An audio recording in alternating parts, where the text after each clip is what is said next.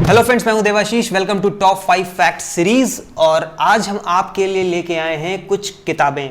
ये top 5 books हैं आज हमारे पास जो आपको ज़रूर पढ़नी चाहिए अगर आप अपनी लाइफ को चेंज करना चाहते हैं।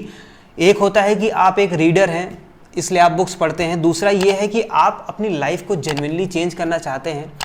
शायद आप रीडर ना हो बट फिर भी मैं रिकमेंड करूंगा कि इन बुक्स की या तो आप समरी देखिए और या तो इन बुक्स को आप पूरा पढ़ लीजिए, क्योंकि जिस दिन आप इन 5 किताबों को पढ़ लेंगे, मैं लिटरली बता रहा हूं कि आपकी लाइफ उस दिन से चेंज होना शुरू हो जाएगी। ये 5 बुक मैंने सेलेक्ट की हैं, मुझे पर्सनली काफ़ी अच्छी लग रही है इसलिए मैंने इनको टॉप 5 लिस्ट में रखा हुआ है। तो इस वीडियो में हम बात करेंगे, थोड़ा सा डिटेल में जाएंगे हर किताब की कि क्या है इस किताब में और ये किताब आपको क्यों पढ़नी चाहिए। तो बने रहिए इस वीडियो में।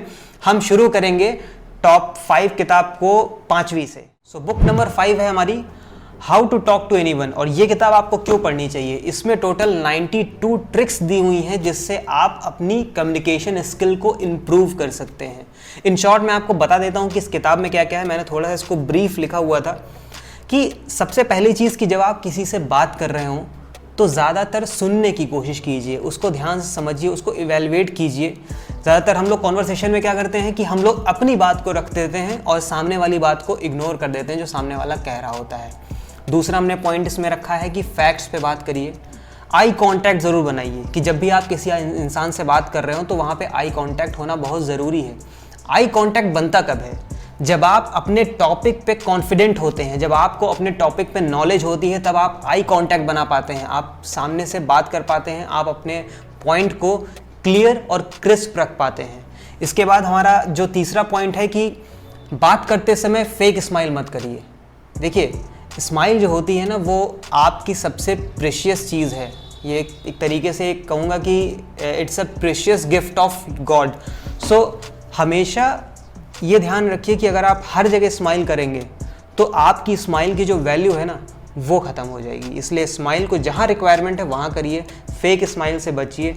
इस तरीके की छोटी छोटी ट्रिक्स दी हैं जिससे आप अपनी कम्युनिकेशन स्किल्स को इम्प्रूव कर सकते हैं। अगर किसी भी कॉन्वर्सेशन में आपको सामने वाले की चीज़ नहीं समझ में आती है तो प्लीज़ उससे क्वेश्चन करिए। और एक होता है कि आप सीधे सीधे उसकी बात को मना कर रहे हैं कि हम आपकी बात को नहीं मान रहे हैं, और दूसरा है कि आप एक पॉजिटिव क्वेश्चन रख रहे हैं कि अगर आपने ये चीज़ कही है तो इसका क्या तथ्य है, फैक्ट क्या है।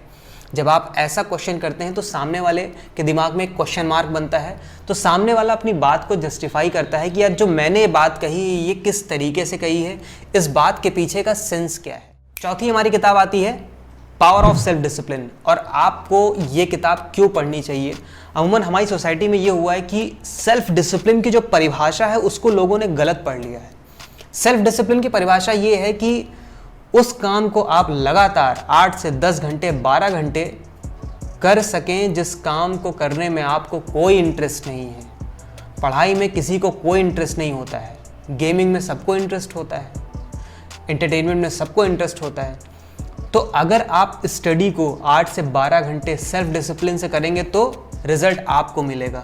ये पूरी किताब आपको बताती है कि कैसे आप अपने गोल में सेल्फ डिसिप्लिन रहें, कैसे आप अपने कैरेक्टर में सेल्फ डिसिप्लिन रहें, कैसे आप फिटनेस में सेल्फ डिसिप्लिन रहें। इसमें इंडिविजुअल अलग अलग टॉपिक्स को बहुत ही आसान वे में कवर किया गया है।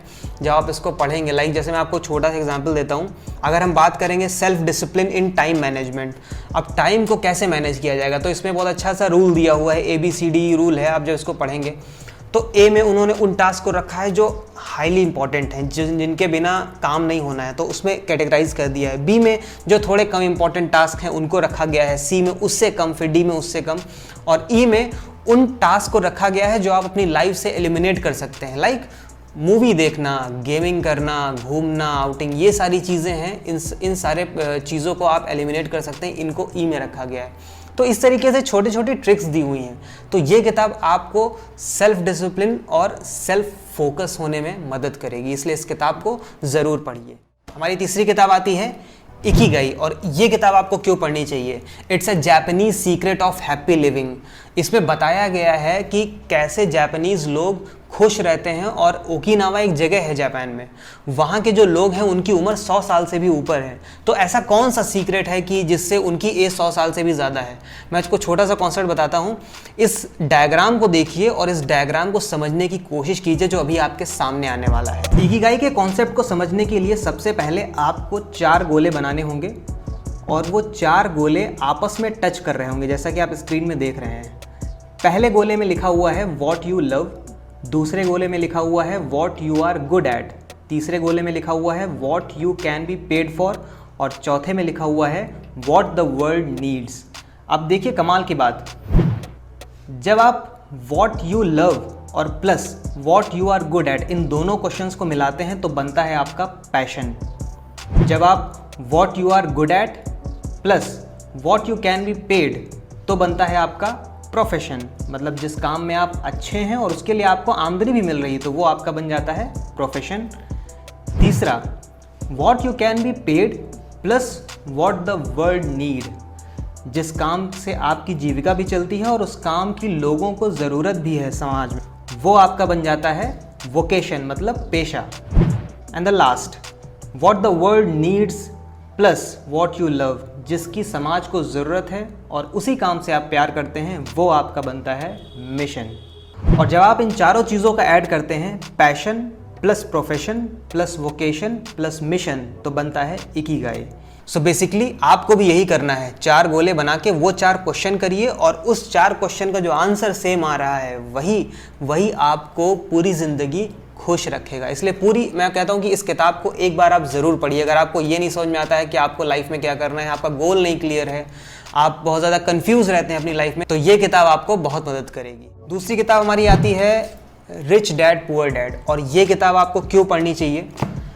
कहानी है 2 पिता की, रिच डैड की, पुअर डैड की, जो रॉबर्ट कियोसाकी इसके राइटर हैं। इनके 2 फादर हैं, रिच डैड पुअर डैड, मतलब उसके एक फ्रेंड के फादर थे वो रिच डैड थे, और इनके जो फादर थे वो पुअर डैड थे। सो बेसिकली जो वो कहानी बता रहे हैं वो हम लोगों के लिए एक मेंटालिटी बता रहे हैं कि रिच डैड कैसे सोचते हैं, पुअर डैड कैसे सोचते हैं, कैसे जो रिच क्लास होता है वो पूरी ज़िंदगी अपने एसेट को बनाने में काम करता है, और कैसे जो पुअर डैड होते हैं वो पूरी ज़िंदगी लायबिलिटीज़ को इकट्ठा करने में बिजी रहते हैं। इस किताब को अगर जब आप पढ़ेंगे तो आपको एसेट और लायबिलिटी का डिफरेंस पता चलेगा कि जिन चीज़ों को शायद आप इकट्ठा कर रहे हैं अब तक अपनी लाइफ में, वो आपके लिए आप एसेट समझ के इकट्ठा कर रहे हैं, बट वो आपके लिए लायबिलिटीज़ हैं। तो अगर इस किताब को पढ़ लेंगे तो आपको एसेट और लायबिलिटी में फ़र्क क्लियर पता चल जाएगा। आपको ये पता चल जाएगा कि आपको पैसे कमाने के लिए क्या करना है और पैसे गंवाने के लिए क्या करना है। तो एसेट लायबिलिटी का एक बहुत छोटा सा मैं आपको बता देता हूँ कि इस किताब में क्या बताया गया है, और जो एक्चुअल डेफिनीशन है, what comes in your pocket that is called asset, and what goes out that is liability. घर, गाड़ी, ये सारी चीज़ें क्या हैं? ये लायबिलिटी हैं आपके लिए। एसेट क्या है? स्टॉक्स, बॉन्ड, जो भी चीज़ें आपको पैसा जनरेट करके देती हैं, जो भी चीज़ें, वो आपके लिए एसेट हैं, और जो पैसा खर्च कराती हैं वो हैं लायबिलिटीज़।